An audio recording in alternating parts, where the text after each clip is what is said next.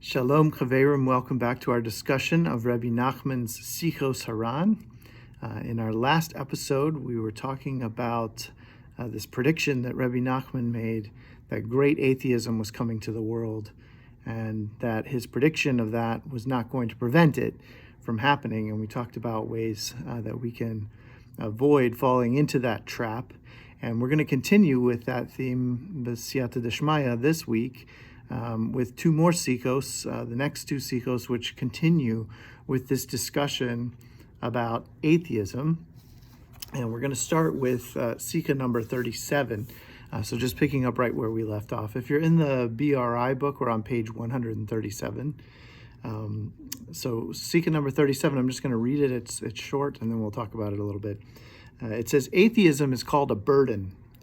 On the verse, how can I alone bear your encumbrance and your burden, which is from Devarim, Rashi explains that burden refers to the fact that there were non-believers among the Jews in the desert.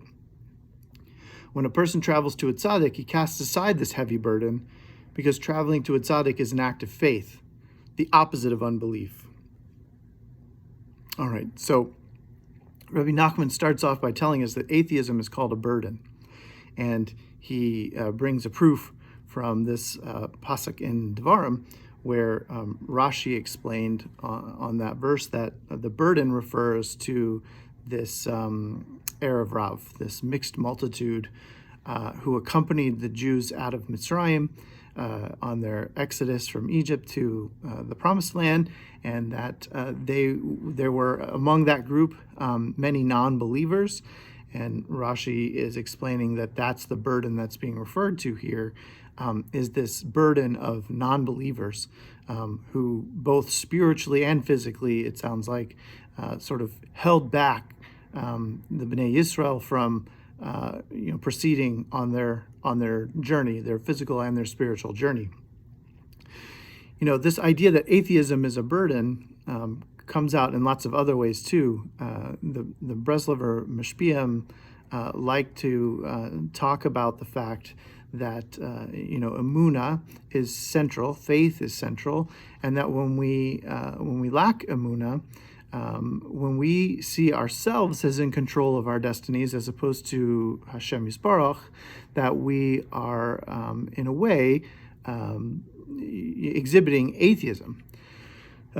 Rabbi Lazer Brody, likes to talk about this a lot. And if you ever listen to his lectures in the name of Rabbi Shalom Arush, two great Breslov thinkers and speakers and writers, and they like to talk about the fact that, when something bad happens to us, if we have a financial loss or an illness or whatever, and we think that, that came from our own actions or our own efforts, that we put in, that our situation is dependent upon our own efforts, we're actually, acting in an atheistic way.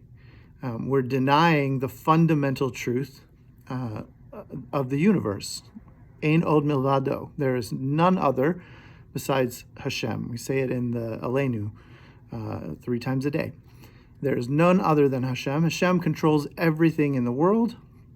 And when good things or bad things happen to us, it's not because of our own actions, it's because of the decrees of heaven. And when we deny that fundamental fact, it's atheism. So what's the remedy to that, according to Rabbi Nachman? Well, you've heard this before. He says, when a person travels to a tzaddik, he casts aside that heavy burden, the heavy burden of atheism, because traveling to a tzaddik is an act of faith, the opposite of unbelief. So he's saying that, and we talked about this before, that the remedy for this unbelief, the way to strengthen your emunah is to cleave to a tzaddik, to cleave to a righteous person, and ideally to travel to that person. And that's why to this day, 200 years after he was nifter, many Breslovers go to Uman, to his grave, to literally travel to the tzaddik for Rosh Hashanah and at other times of the year. And he's saying that when you do that, you're exhibiting profound faith. I mean, think about it. Anytime that you make a journey, you're putting some faith in Hashem, right? you're putting your faith in his hands that your travel is going to be safe, that no calamities are going to befall you, either on the road or in the air or on on the ship. You're putting a lot of faith in Hashem that things are going to go according to your plan, or according to your sense of what would make you happy.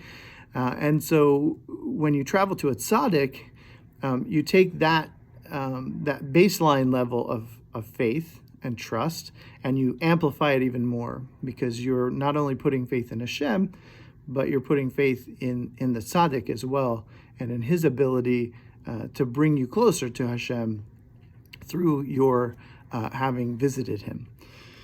Let's go on to Sikha number 38. It says, "It is written, they have set their mouth against heaven, and their tongue walks about the earth." And this is from Tehillim, chapter 73. I'm going to read that again. "They have set their mouth against heaven, and their tongue walks about the earth." Now let's see what Rabbeinu has to say about this. He says, "Now that atheism has spread, the cord is untied." He's quoting from the Zohar HaKodesh, "for the people to speak against every tzaddik and God-fearing person." So he's saying now that there's atheism that has been unleashed on a mass scale in the world, people feel free to speak out against everything holy. And we see that in our world today, I think. This is another example of this prediction from Sikha number 35 coming true, which is, we see scoffers in our midst all the time, people who feel no shame whatsoever about speaking out against holy things, against Hashem, and against tzaddikim. It says, "Those who do this unleash their tongue against the world as if they think nothing of it at all." That's what I was just saying. They're scoffers. They don't have any second thoughts about it. "Actually, their unbelief is directed against God himself, but they are ashamed to speak out against God, so they turn their unbelief against people." So he's saying these atheists, there's a famous expression, there are no atheists in foxholes, right? When things are really scary, when things are looking very bleak, even the most avowed atheists will perhaps acknowledge on some level that there is a God out there, and that maybe they need his favor and his help. And so even an atheist, Rabbi Nachman seems to be suggesting, has some sense that God exists, or that at least God might exist, and therefore they're afraid. They're afraid to speak out against this creator of the universe, even if they don't necessarily believe he exists. And so instead they turn their unbelief and their anger against ordinary people. Continues Rabbeinu, "This is the meaning of the verse, they have set their mouth against heaven, for they are actually speaking against God." So remember, the verse at the beginning says they have set their mouth against heaven, and their tongue walks about the earth. So we have this contrast between heaven and earth. And he says, this is the meaning of the first part of the verse, that they have set their mouth against heaven, for they are actually speaking against God. And then he continues, "But they act as if their tongue walks about the earth. Since they are ashamed to speak out against God himself, their tongue walks about the earth," meaning they unleash their tongue against God's followers in the world, right? We're the ones who are easy targets. It's a little bit harder to speak out against Hashem. And really, if you're an atheist, it kind of goes to your credibility as an atheist too. If you're speaking out against Hashem, I think people listening to you might say, well, why are you so concerned about this God that you claim not to believe in? It's much easier, much more convenient for an atheist, instead of lashing out against Hashem Yisbarach, to actually go to turn their tongue against the followers of Hashem, against those who do believe and have emunah and faith. And he continues, or he finishes the Sikha by saying, "But the truth is that they have set their mouth against heaven."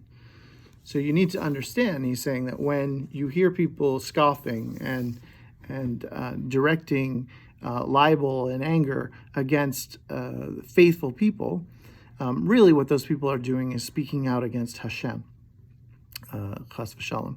and that is a characteristic of atheism, is because there are many difficulties, both spiritual and practical, in speaking directly against Ribono Shel Olam, that people will substitute the faithful for ridicule and for argument.